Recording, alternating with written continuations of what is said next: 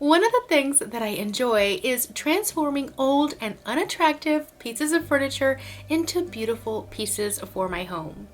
And that's what we're gonna do today.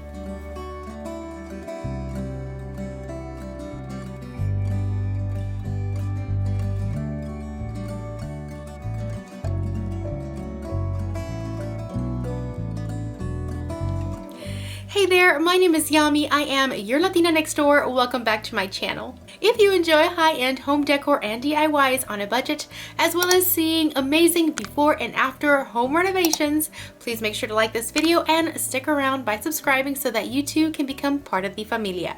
As you can see, I have already started tinkering with some of the pieces for my merchandise line. My husband and I are still figuring out some logistics and trying to get the best quality materials and kind of see what direction we're going as far as what types of things we're going to be selling. But it's kind of nice to be able to do that behind the scenes, and I do want to let you guys know that it is happening, so just stay tuned. So recently I went thrift shopping as well as a Facebook marketplace searching, and I found a couple of items that I thought were really nice to give a sweet little makeover to and put them in my home. Now, one of these items is brand new. You guys have not seen it before. I literally just found it a few days ago and I thought it was just darling. So I am going to be transforming these 3 pieces of furniture in this video. All right, let's get started. So for this first DIY, I'm going to be making over this little stool. I found it at my local Goodwill for only $1.99. It had good bones, it was very sturdy, and I thought we can definitely use another little stool around the house, so I went ahead and picked it up. Because it had been hand painted on top of the white wood, I went ahead and sanded the top of it as well as some of the sides down so it could have a nice smooth surface.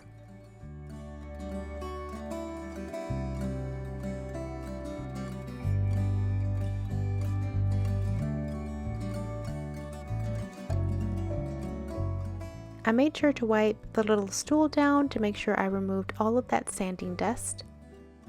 And I had this Amy Howard at-home paint that I had at home.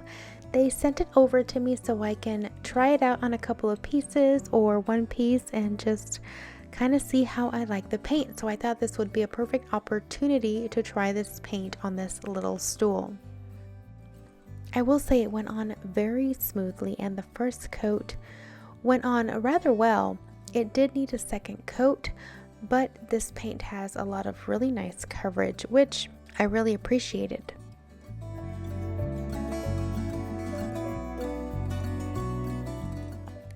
And I just basically applied the paint in long, smooth strokes.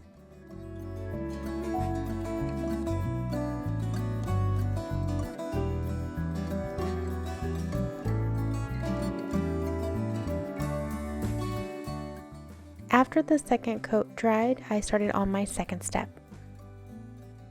I wanted to create some stripes across the top of the stool, and the first thing I needed to do was measure out the center area so I knew where I wanted the center of the center stripe to go. And then I measured on both sides where I wanted the outer stripe to go.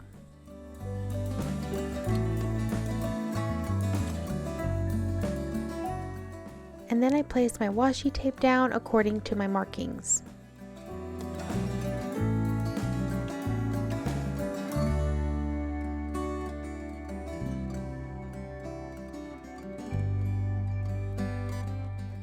For the stripes, I used what I had on hand.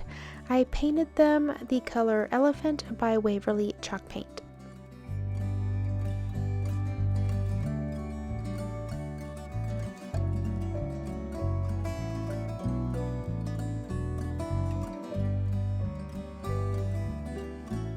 I applied 2 coats for the stripes, let them dry, and then I removed the washi tape.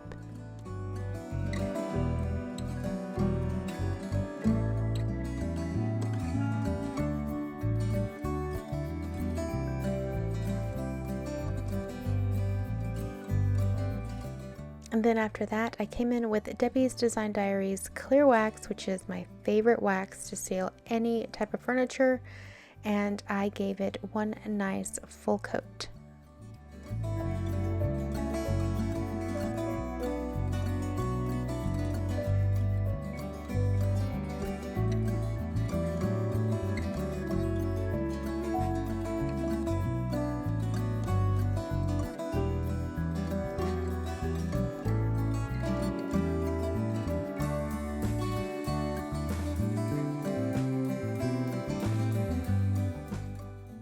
So for this next DIY, we're going to be transforming this little table that I picked up at the Goodwill and I shared in my previous thrift store haul. This table cost me $10.99, which is a little bit more on the pricey side, but I thought it looked really cute and it just needed a little bit of a makeover. Now, it did have some water damage in some areas, and the front right leg looked like it had been chewed, but that's a simple fix. Now, I had initially wanted to sand the top completely off. Even though I knew it was laminate, I wanted to see if I can kind of stain the top to make it look like wood. And I thought I was actually going to be able to do it because, as you can see here, there was some nice grain and the finish was coming off rather well. However, when I began to sand the edge of the top, especially this corner that I'm doing right here, I realized that you can see like the particle board and there was no grain on those edges, so I wasn't going to be able to stain that just like I would the top. So then I just stopped that and then began to sand the edges of the piece just to give it a nice smooth finish before I began painting it. Now, I did use some wood filler to fill in those spots on the right leg, and I did come back after it dried and sanded it down smooth. Now, once it was ready to paint, I decided to go ahead and also use that same Waverly chalk paint in the color Elephant that I used for the stripes on my little stool.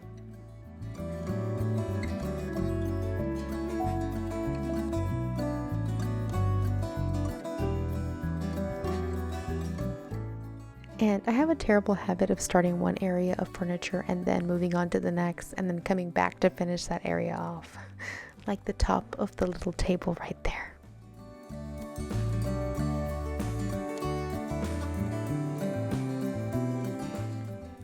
Now you can see me wearing ear protectors here on the top of my head because my husband had just finished making a ton of noise in the basement while I was working there. This is actually the space where I am right now, where my studio will be.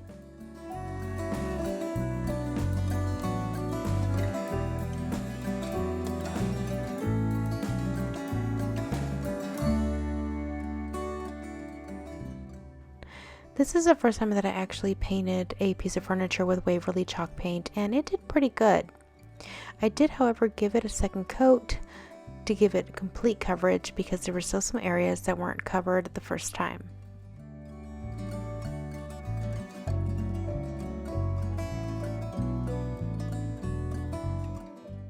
And then when the second coat was dry, I came in with Debbie's wax as well, and I sealed this piece. And you can see my husband in the back there. He's currently working on some things in the studio.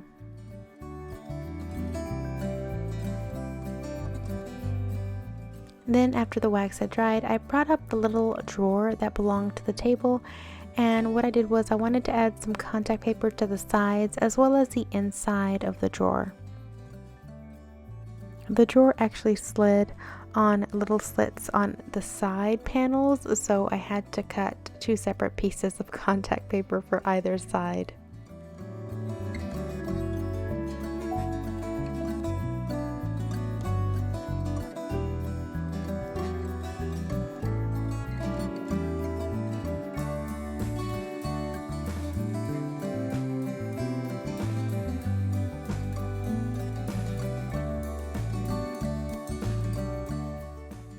And then I ended up using the same knob that the little table came with because it was nice and like an antique kind of bronze, and the little crevices were kind of gray, so they went along with the color of the table just fine. And that was it for this little $11 table.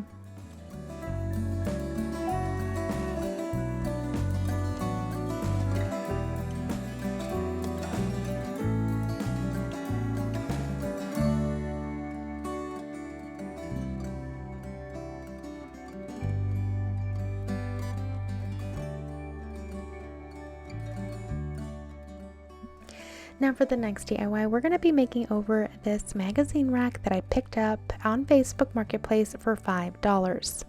Now, the first time I saw this little magazine holder, I knew exactly what I wanted to do with it. And the first thing I needed to do was remove this center divider piece right here. Now, I have searched high and low for this footage and I cannot find it. My apologies, but in order to remove the center divider, we had to remove it at these 4 locations. And my husband did that for me with his reciprocating saw, and it was very easy, so I appreciated that. I also sanded the piece down in several areas to make it a little bit smoother. And then I taped off the little feet with the little wheels. They were bronze and they were really cute looking, and honestly I didn't want to mess with them at all, so I thought I would leave them as is.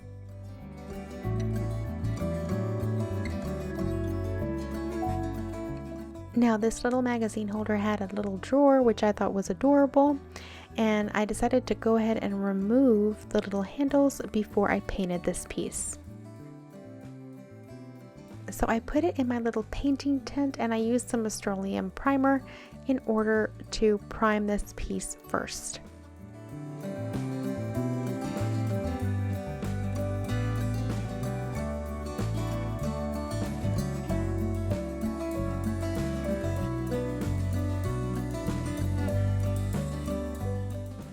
Now, this piece wasn't the easiest to spray paint, but I feel that it would have been even worse if I had tried to roll or use a brush, because of all of the little spindles and nooks and crevices. I would have had a lot of drip marks and a lot of brush strokes. So this was definitely the best option. And so after it had a really good solid coat of primer, I came in and I began to spray paint it with some Rust-Oleum paint in a semi-gloss finish.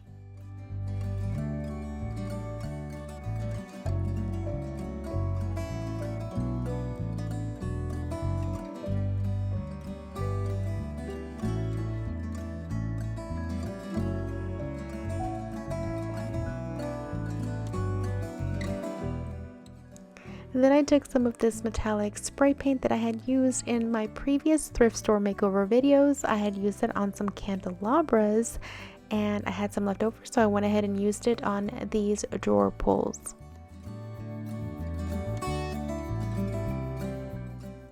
I also thought it would be nice to line the drawer with some contact paper, so I cut it down and placed it inside.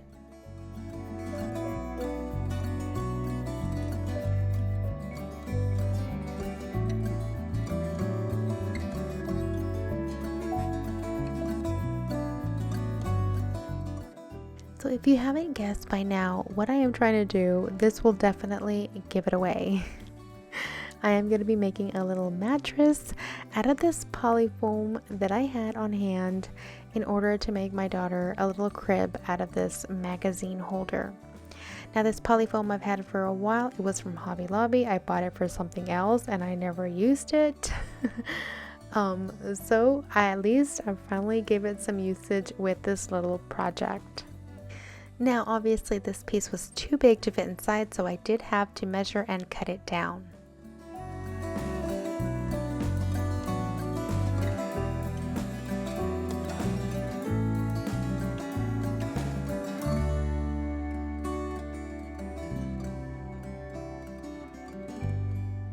I had a little bit of pink flannel and I decided to go ahead and make the mattress cover out of this, and all I was doing here was like a simple envelope kind of pillow cushion for this, just so that I can easily take it out if it gets dirty, wash it, and then just put it back on.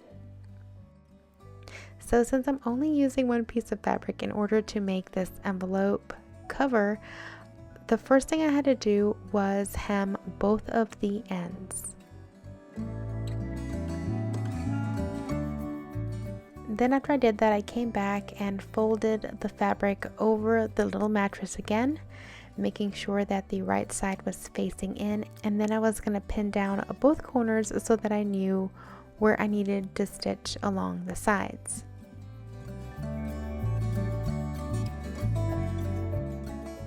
I removed the cover and then I sewed my side seams.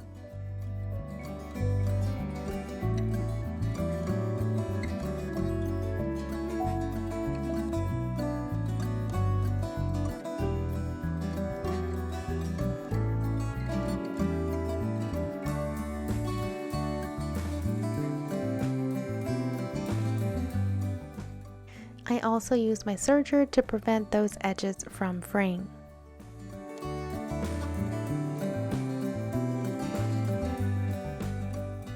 And then I also made a little blanket for the bed as well.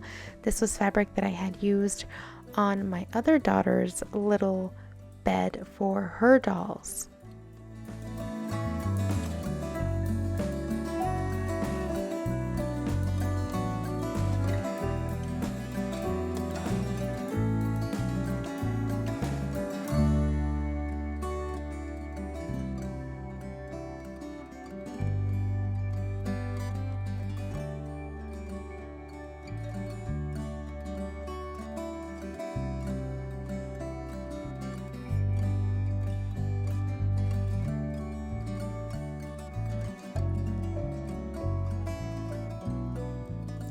So that's it for today's video. I hope you all enjoyed it. If you did, please make sure to give this video a like.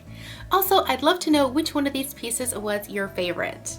I also want to remind you about a couple of things. At the end of this month, I am going to have another bonus video for the mystery box challenge. And then next month, I am going to be bringing back the look for less. So make sure you stay tuned so that you know about the invitation and when to post and all the details for this next challenge. And with that, I will see you guys next week with another home decor and DIY video. Until then, adios!